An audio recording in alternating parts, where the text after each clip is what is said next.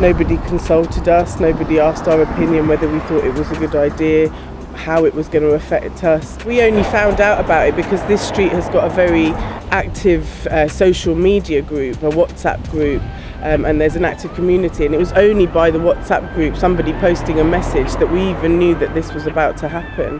And lots of people, the first they would have known about it would have been the first day they drove up there and realised they can no longer go down Browning Avenue. The emergency traffic orders, I think it comes under, means that they don't have to consult.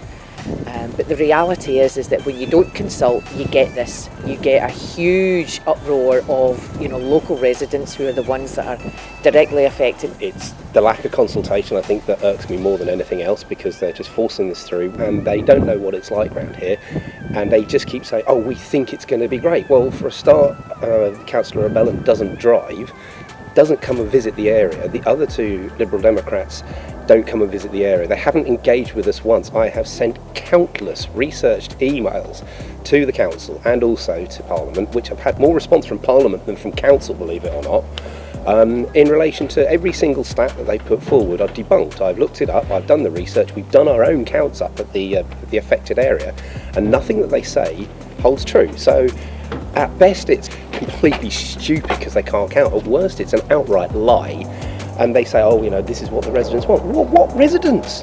We've got 2,900 signatures, we've got 800 people plus in our Facebook group, and not one of them wants it. My car is my lifeline. I had a full knee replacement 3 years ago, and I'm waiting for a second knee replacement. I can't walk from my house in Brinkley to Dorchester Road, so I need my car. I rely on it every single day to get me to and from work. As a cyclist, I don't feel I'm going to benefit. In fact, I feel it's more detrimental.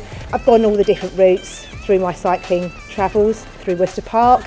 I have travelled down Browning Avenue, but I much prefer to go down the High Street. I find it a direct route to where I'm going. I don't like travelling down Browning because of the bumps and the amount of parked cars down Browning. And I find it a lot harder to get up that hill up Browning than I do actually using the main High Street. So from a cyclist point of view, I feel that I'm not going to be benefiting from this initiative. It's detrimental to pollution levels, particularly on Central Road. All it's doing is it's forcing traffic to go down Cheam Common Road and Central Road, which are both completely cluttered already. Central is always backed up. It's backed up at the best of times. First thing in the morning, as soon as you leave home, you're late. I don't know what the council are trying to achieve by doing this. You're not getting much quieter roads. It hasn't been consulted with the bus drivers on the S3 route. We don't have any hold-ups going through this section here. All it's going to cause is further delays down Dorchester at kicking off time with the schools, where the parents will be doing 3-point turns. I have put together the petition, a change.org petition, and we've got 3,000 signatures now on that to stop the closure of the bus gate at Browning Avenue. And we've also got a Facebook group which has got almost 800 members.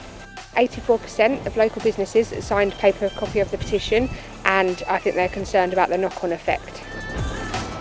I've been in Worcester Park 50 years, I've been trading in Worcester Park 40 years, there's never been any problems. Why have they got to change it anyway?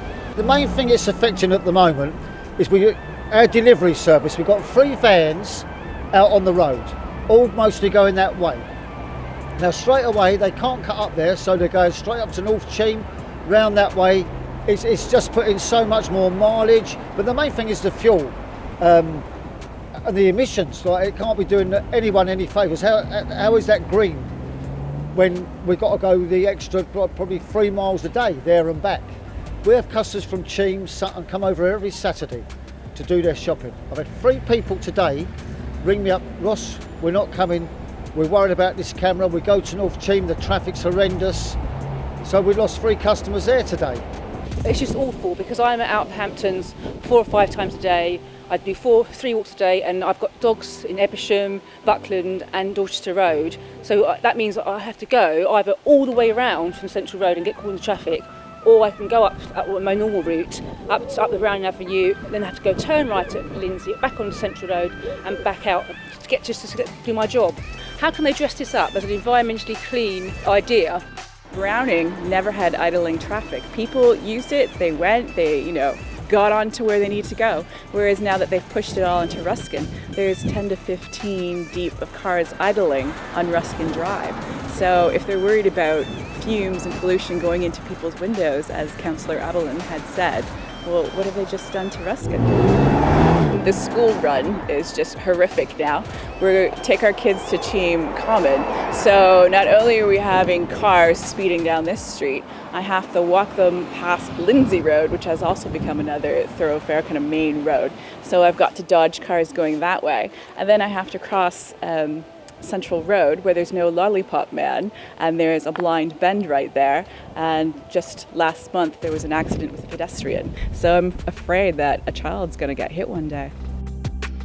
The Ruskin Drive community have a summer street party where we all make dishes and we share them in the street, and we block off the road, and it's fantastic because the children all play together. The whole street is a close-knit family yet community, and we've made such good friends over the years. And when COVID first happened and we had the lockdown, every night we used to come out and dance, and it was fantastic, because it showed great community spirit. It gave some people something to look forward to on a daily basis that were furloughed and were quite depressed and down about life. By putting this scheme in, it's going to have a devastating effect on our community, and we won't be able to have street parties because we will be the main link road between the A2403 and the A24 with Dorchester and Clarks. Myself and other local residents on Ruskin Drive have put together an action group, and we had a Just Giving page, and in just under 48 hours we managed to raise over £755. I've had pensioners coming to my door with envelopes and offering money to support our endeavour to fight this LTN scheme, because they are distressed, they don't have the energy to fight it, and they appreciate some of us other residents on Ruskin Drive putting in such big efforts to try and oppose this scheme.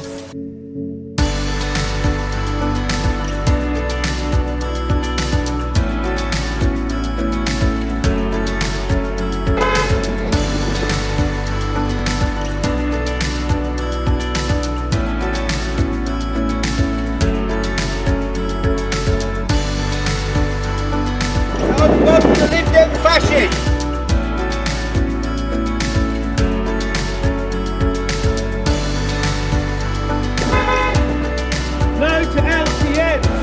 No to LTN!